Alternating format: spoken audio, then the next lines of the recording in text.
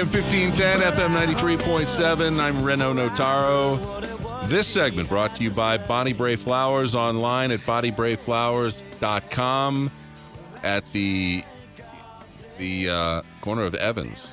They're on East Evans, and they'll deliver anywhere at Bonnie Bray Flowers, locally owned since 1941, and online at bonniebrayflowers.com. All right, CSU and CU Wednesday night in Boulder. It's sold out. It's as a college basketball junkie, it's what I want college basketball to be like in the state. I want it to mean something. I want people to get excited. I got to see a CU game earlier. I got to see the Rams play on Saturday. And so I'm excited about this. I hope everyone around the state's excited about this. And with that, we welcome into the show the head coach of the CSU Rams, Larry Eustachy. Hey, Coach, as somebody that was born in Hattiesburg, Mississippi, I know what a hellhole it is.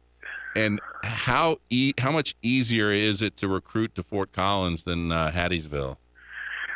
Well, I wasn't born there, but I spent 8 years there. So it's different. You know, the South is different. And I was originally... Well, I was not originally. I was born in Los Angeles and grew up on the West Coast. So this is my kind of town. This is my kind of state. We're awfully excited to be here, and you know, Colorado State's a great sell. It's one of the top 25, 50 universities in the country, in my opinion. So if we can get somebody on campus, you know, we can get them to come here. So we have high expectations. Larry Eustachy tonight on Mile High Sports. I know in the post-game press conference you were trying to figure out where CU was and what the school was called. Did you get a map and figure out that it is called CU and they are in Boulder? Well, we like to have a little fun, and I'm with you. I was listening to you, and this is what it's all about. You know, when you're out of conference play, these are the games that should be played, and I think it's terrific with both schools. Unfortunately, in a lot of states, these games are dodged and not played, and they shouldn't be. But and also, unfortunately, I have found out where Boulder is, and I'm going to have to show up tomorrow. So we got our hands full, but we're looking forward to it. Hey, Larry, Travis Heath here. Quick question about your big man, Colton Iverson. Very impressed with him here in the early season. I mean, he's got good size, soft hands, and Renaud and I were talking during the break. We can't remember the last time, if ever, CSU has had sort of a back-to-the-basket big man like this. Can you talk about sort of what he brings to your team and what fans can expect to see out of him tomorrow against CU? Well, hopefully they'll see him stay out of foul trouble. And, you know, guys that big generally attract the attention of officials more, but he's been great about it. He's a little foul prone coming here from Minnesota, and he hasn't been this year, knock on wood. But he is a throwback. I mean, you don't see him in the NBA very often. You know, these guys this big, the size of Colton, step out and shoot it. Not that he can't, but he loves to bang. The more physical, the better for him, and he's you know, you see him play and you see how his enthusiasm, but I think if there's one guy that somebody on the team could pick to hang out with, just one guy, I think it unanimously would be Colton. He's just everybody's favorite. He's a prankster. He's fun to be around. He's fun to travel with, and he's a lot of fun to have on your team if you're the head coach when you go play the opponent, because he just has a real game about him. He's usually guys his size play because they're that big, and he plays. If he was 5'5", he'd play basketball. He loves the game. Larry Eustachy, the head coach at Colorado State tonight on Mile High Sports. What about your other banger in Pierce Hornung? Any word on whether he plays tomorrow night? Yeah, he'll play. He was cleared yesterday, so he practiced. The problem is he hasn't played here. He hasn't done anything in about 7-8 days, so we won't start him. But you know, trying to keep him out of this game would I think he'd sub himself. He'd be the first player I've ever had to put himself in. So he deserves to play, and he's healthy. I just think he's going to get fatigued quick. But he grew up in the state, obviously, and is as competitive person person as I've been around. So this is certainly a game he wants to be in.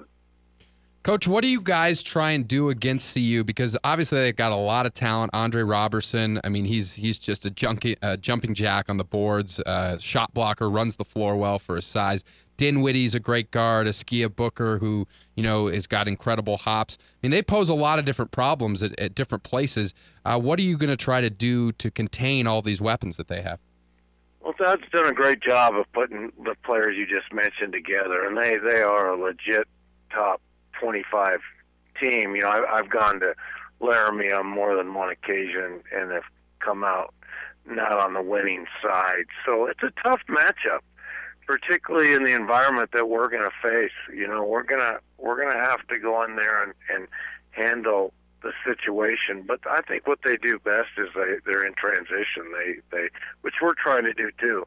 They fast break after a made or missed basket. We're gonna have to get back and play their personnel and contest their shots.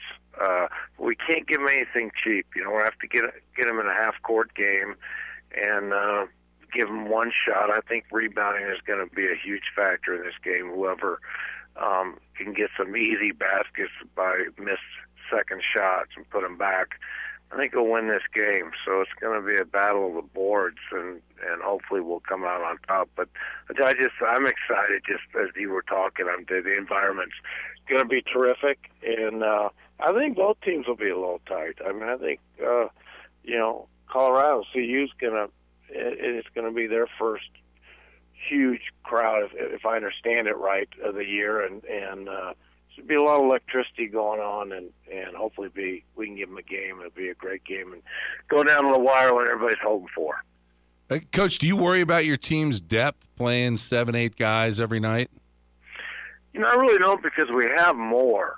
We've got a couple freshmen that can play.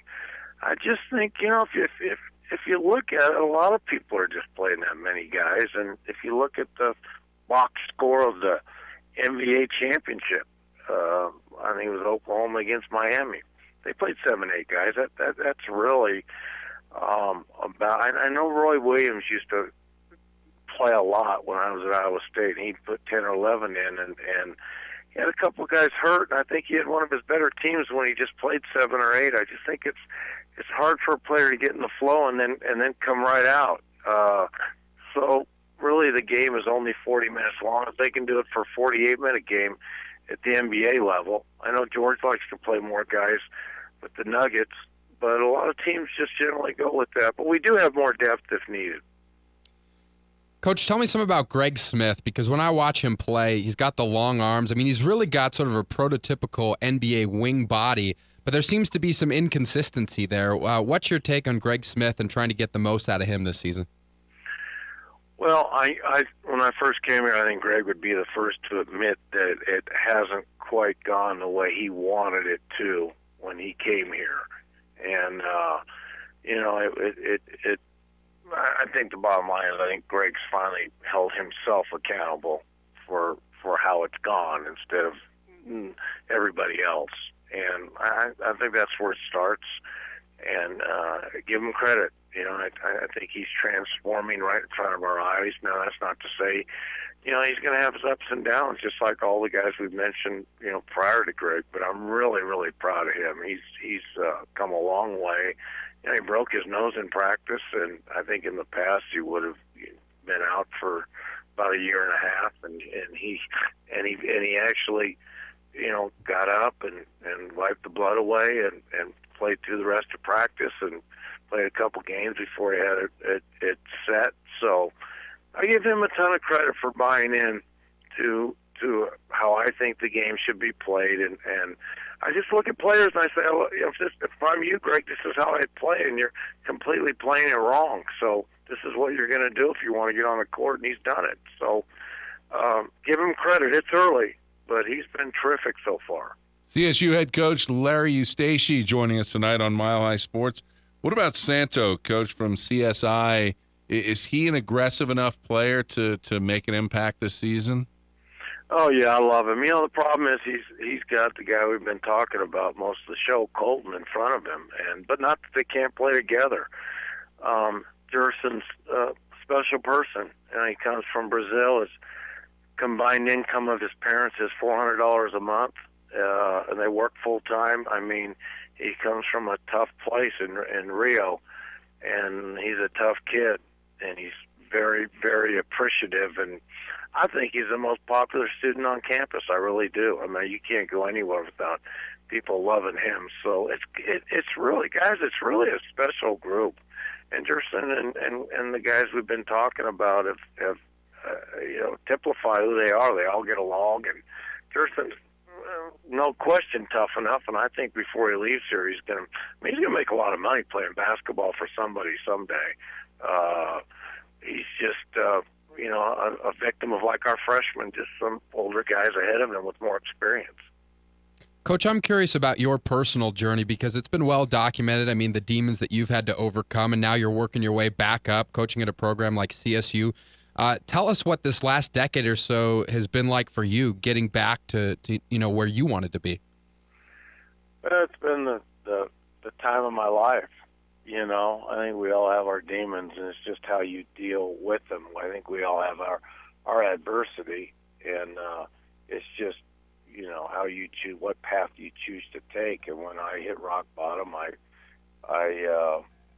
decided to make changes in my life, and I brought my higher power, which I call God, into my life, and it's been a terrific journey, and it continues to be every day. And so it's fortunate. My past mistakes can easily be handed down to players that I have now and my own sons, so they don't make the same mistakes. Now, that's not to say that's not going to happen, but I think I relate to players about as well as anybody because they haven't done anything that I haven't done. So I get them and they get me.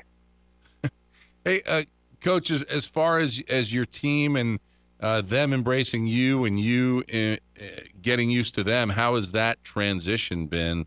It seems as though the guys are buying in and you are equally learning about them.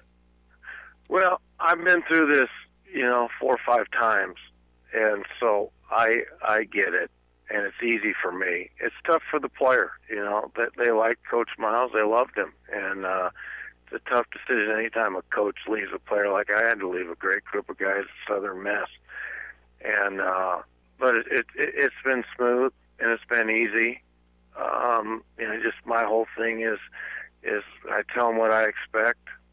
Don't have a ton of rules. Don't do anything that embarrasses you, the coaching staff, or in particular your family and the university, and that seems to cover everything. And come out and work hard, and we'll have a good time doing it. We don't want to take the fun out of it, so we try to have fun. And of course, losing is no fun. So it starts with trying to win every game, but I've been at it a while now, and I have a good feel for young guys and enjoy being around them. Hey, Larry, we appreciate your time. You got a prediction for us for tomorrow night? Somebody's going to win. And I will tell you this. I bet you didn't know this. Do you know that Colorado State has been down there in my lifetime and won one time? Really? In 55 years. Well, actually, I'm 57 now. But, yeah, they've won one time in 2006. And prior to that, it was 1957, I believe. Now, I may be wrong. Wow. It took me 7 years to graduate from college, so I may have looked at it wrong, but I think I'm right. So we got a tall mountain to climb. Hey, Coach, I appreciate it. Have a great night. Guys. I'll see you tomorrow.